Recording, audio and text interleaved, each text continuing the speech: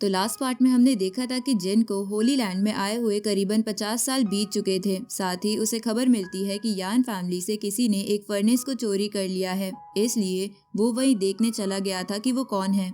जिसके बाद वो वूसेंग नाम के लड़के से मिला था जो कि खुद को ताकतवर बनाना चाहता है, इसलिए जिन ने उसे होली लैंड में ज्वाइन होने को कहा था। अब आगे तो अब इस पार्ट की स्टार्टिंग में हम देखते हैं कि जिन अभी मास्टर ली की कल्टीवेशन में मदद कर रहा था। तभी मास्टर ली उससे वूसेंग के बारे में पूछते हैं, क्योंकि उन्हें पता चला है कि वो किसी अनदर वर्ल्ड का होकर भी होली लैंड का डिसिपल बनना चाहता है। उसी वक्त किंग यांग मास्टर ली से कहने लगता है कि सेक्ट मास्टर ने वूसेंग को सिर्फ जिंदा ही नहीं छोड़ा, बल्कि ये खुद उसे अपने साथ होली लैंड में भी ले आए हैं और अब ये उसे यहाँ का डिसिपल भी बनाना चाहते हैं।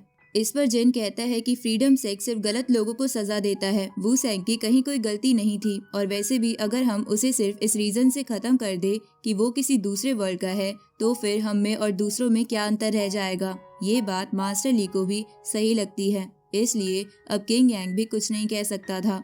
तभी मास्टर ली अब जिन से कहते हैं कि हमें मिले हुए लगभग 50 साल हो चुके हैं, लेकिन कमाल है कि मैं अभी तक तुम्हें समझ नहीं पाया हूँ। इस पर जिन उनसे कहने लगता है कि मुझे तो नहीं लगता कि आपने सिर्फ इतना कहने के लिए मुझे यहाँ पर बुलाया होगा। जिस पर मास्टर ली कहते हैं कि बिल्कुल नहीं, तुम्हें यहाँ बुलाने का कारण कुछ और है। इसके बाद अब वो अपने पास से एक स्क्रोल निकाल कर जिन को देते हैं, और अब जब जिन उस स्क्रोल को देखने के लिए ओपन कर रहा था तो यहाँ किंग यांग बहुत ज्यादा हैरान हो जाता है और कहने लगता है कि ये तो हेवनली क्लास का सोर्स पेपर है। साथ ही वो ये भी कह रहा था कि अगर मैं गलत नहीं हूँ तो जियामू वर्ल्ड में ऐसे सिर्फ 2 ही सोर्स पेपर हैं। इस पर मास्टर ली हाँ करते हैं, जिसके बाद किंग यांग उनसे कहता है कि मुझे यकीन नहीं होता आप सच में ये सोल पेपर सेक्ट मास्टर को दे रहे हो।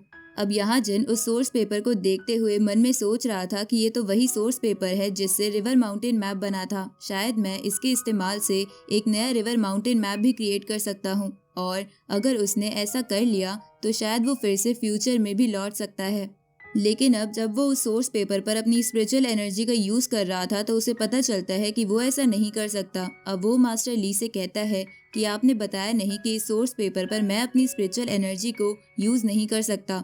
इस पर मास्टर ली कहने लगते हैं कि हाँ ये बात सही है, लेकिन हाँ अगर तुम फोरबिडन लैंड में जाकर सी लेक को ढूंढ लो तो शायद तुम्हें आगे क्या करना है ये चीज क्लियर हो सकती है। अब इतना सुनते ही जिन कहता है कि ठीक है, फिर मुझे भी अब चलना चाहिए। इसके बाद अब वो सोर्स पेपर को अपने साथ लेकर वहां से चला जाता है, जहां उसके जाते ही यह मास्टर ली किंग यांग से पूछने लगता है कि आखिर वो जिन के बारे में क्या सोचता है। इस पर किंग यांग कहता है कि मैं बस उनकी पावर के बारे में ही सोचता हूँ, क्योंकि सेक्ट मास्टर मुझसे बहुत ज्यादा ताकतवर है। उनका स्वॉर्ड इंटेंट भी मेरे मुकाबले बहुत ज्यादा पावरफुल है और इसलिए हमारे बीच इतना बड़ा डिफरेंस है। अब मास्टर ली उससे कहते हैं कि अगर तुम्हें अपना स्वॉर्ड इंटेंट ही स्ट्रॉन्ग करना है तो तुम्हें ऐसी किसी जगह जाना चाहिए जहाँ तुम्हें एक साथ बहुत सारा स्वॉर्ड इंटेंट मिल सके। अब ये बात पहले तो किंग यांग को समझ में नहीं आई थी, पर बाद में वो समझ जाता है कि मास्टर ली उसे स्वॉर्ड रेंज में जाने को कह रहे हैं। अब इसके बाद यहाँ से सीन चेंज होता है और हम जिन और कुआन को देखते हैं, जो कि अब फोरबिडन लैंड में आ चुके थे। यहाँ आने के बाद अचानक से जब कुआन अपना पैर आगे बढ़ाती है तभी वहाँ पर एक ट्रैप एक्टिवेट हो जाता है, लेकिन अब जिन ने भी तुरंत ही कुआन को पकड़ लिया था और इसके बाद वो उसे वहां हवा में ले आता है। अब यहाँ आकर वो अपनी एनर्जी से नीचे लगे हुए उन सभी ट्रैप्स को डिस्ट्रॉय कर देता है और फिर कुआन से कहता है कि यहाँ हमें थोड़ा संभल कर रहना होगा, क्योंकि यहाँ पर इस तरह के बहुत सारे ट्रैप्स हैं। वैसे अगर हम हमारे साथ तियान को भी लेकर आते तो उसे भी यहाँ बहुत कुछ सीखने को मिल सकता था। अब इस बात पर कुआन कहने लगती है कि उसे यहाँ पर क्यों लाना है, वैसे भी वो हमेशा हमारे साथ हर जगह जाता है और मैं भी आपके साथ थोड़ा अकेले में टाइम स्पेंड करना चाहती हूँ। और अब इतना कहते ही वो थोड़ा शर्मा जाती है और हड़बड़ाकर कुछ भी कहने लगती है, लेकिन अब जिन उससे कहता है कि हमें यहाँ की हर चीज पर ध्यान देना होगा, साथ में टाइम स्पेंड करने के चक्कर में हम कहीं किसी प्रॉब्लम में ना फंस जाएं।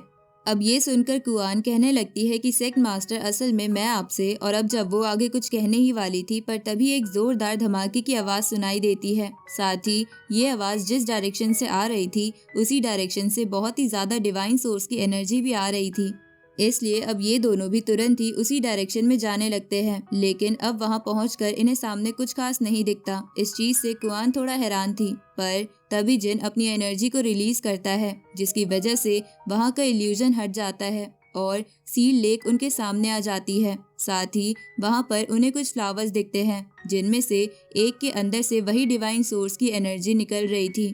इसके बाद अब जिन उस फ्लावर को लेकर यहाँ कुआन को दे देता है, पर कुआन उसे लेकर थोड़ी खुश नहीं थी। अब जिन उससे इसकी वजह पूछता है तो कुआन बताती है कि मैंजू फ्लावर की लीव्स कभी आसपास में नहीं मिल पाती। अब वो बात कर ही रहे थे कि तभी वहाँ पर एक और अलग एनर्जी फैलती है। तभी जब वो पीछे मुड़कर देखते हैं तो वहाँ जेनयान सेक्ट का वही एल्डर था जिससे जिनकी मुलाकात वहाँ यान फैमिली के मेंशन में हुई थी। ये एल्डर अभी यहाँ अपने 2 साथियों के साथ आया था। अब वो एल्डर यहाँ इन दोनों से कहता है कि इस मैंजू फ्लावर को हमारे हवाले कर दो, लेकिन इस पर जिन कहता है कि मैंजू फ्लावर अब से मेरे डिसिपल का है, इसलिए ये मैं तुम्हें नहीं दे सकता।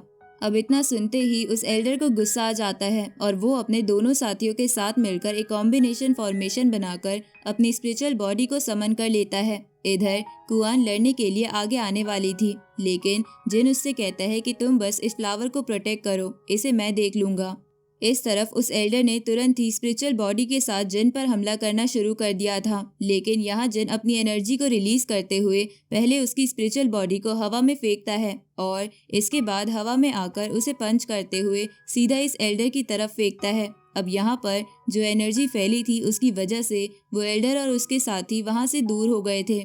साथ ही उस एल्डर की वो स्पिरिचुअल बॉडी भी डिस्ट्रॉय हो गई थी। इस चीज से वो एल्डर अभी बहुत हैरान था, इसलिए वो उठते हुए कहता है कि तुमने हम तीनों के कंबाइन अटैक को इतनी आसानी से कैसे रोक दिया। इस पर कुआन कहने लगती है कि तुम तो इतने में ही हैरान लग रहे हो, जबकि अभी तो तुमने सेक्ट मास्टर की असली पावर देखी भी नहीं है।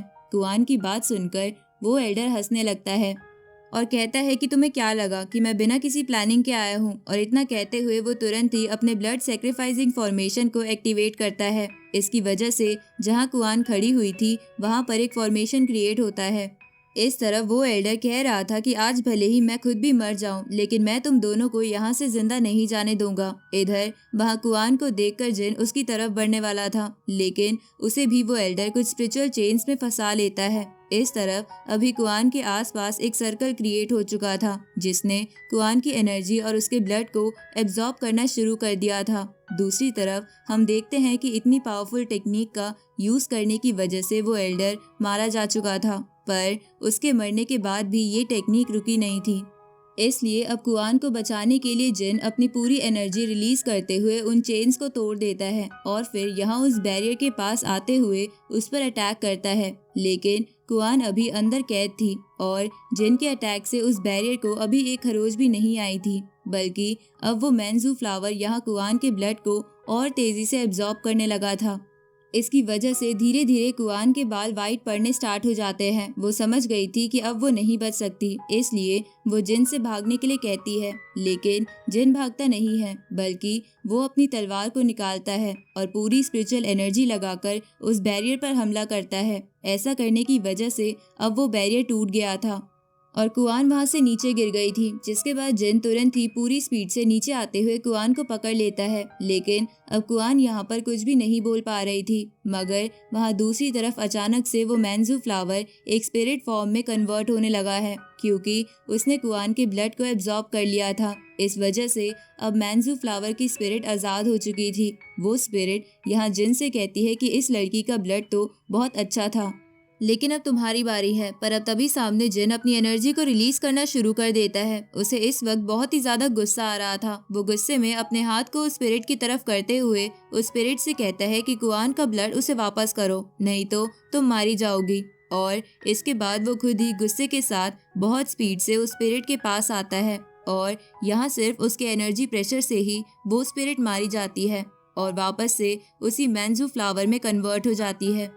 इसके बाद जिन उस फ्लावर को लेकर कुआन को उसका ब्लड वापस दे देता है, जिसकी वजह से कुआन कुछ ही देर में होश में आ जाती है। वो देखती है कि जिन ने सुप्रीम स्टेज पर ब्रेक थ्रू कर लिया है। ये देखकर वो खुश थी और जिन को कंग्रेचुलेशंस कह रही थी, लेकिन जिन उससे कहता है कि तुम ठीक हो, मेरे लिए ये बात ज़्यादा इम्पोर्टेंट है। और अब उसके इतना कहते ही ये पार्ट यहीं पर एंड हो जाता है।